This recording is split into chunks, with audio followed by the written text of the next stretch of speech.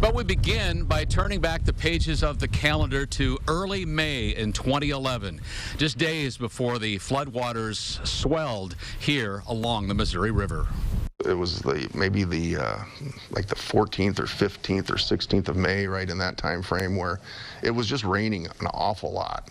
And I remember driving back from Yankton one afternoon, and I noticed there was a lot of water in the fields. As Jeff Dooley looked across those soggy South Dakota fields, he had no way of knowing how high water would dominate his life during the summer of 2011. Next Monday, we had a board meeting, and there was nothing really on the agenda for flooding. And by that Thursday, I started seeing river levels and some chatter going on. We just kind of started game planning some ideas on where we had to protect. Later that month, the Army Corps of Engineers warned that because of record snowpack in the Rocky Mountains and heavier than expected spring rainfall, it would be releasing record amounts of water from 6 upstream dams, including Gavin's Point near Yankton.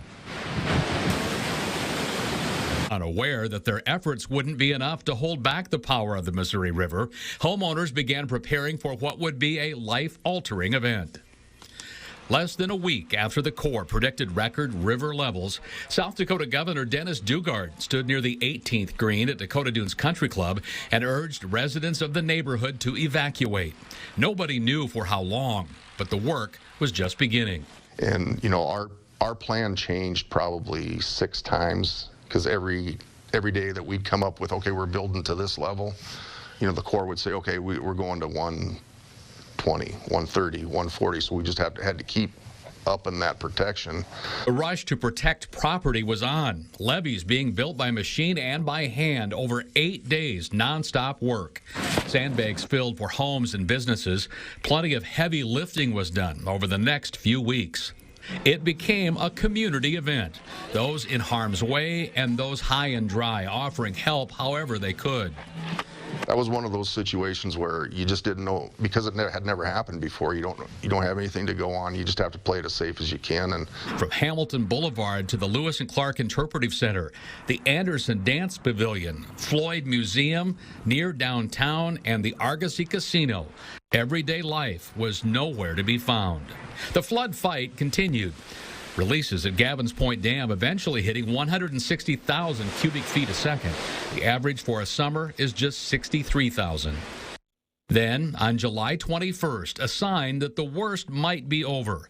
The Missouri River crested at 35¼ feet in Sioux City, the highest crest since 1952, when it hit more than 44 feet, a high water mark that still stands today. Once we got to July, I was feeling fairly comfortable that, you know, I think we can make this work.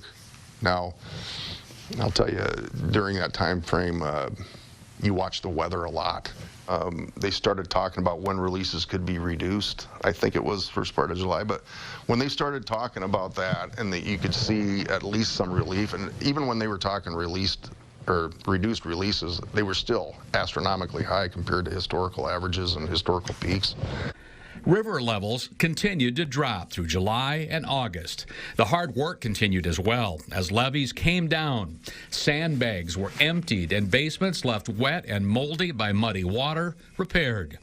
Attention turned to the Army Corps of Engineers, and if more could have been done to prevent the disaster. Hundreds were displaced, with $2 billion in damages to infrastructure, homes, and businesses, as well as farmland.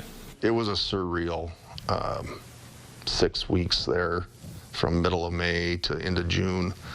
And then after a while, you just kind of got a little bit conditioned to it. I'm glad it turned out the way it did, but I wouldn't want to go there again, I don't think.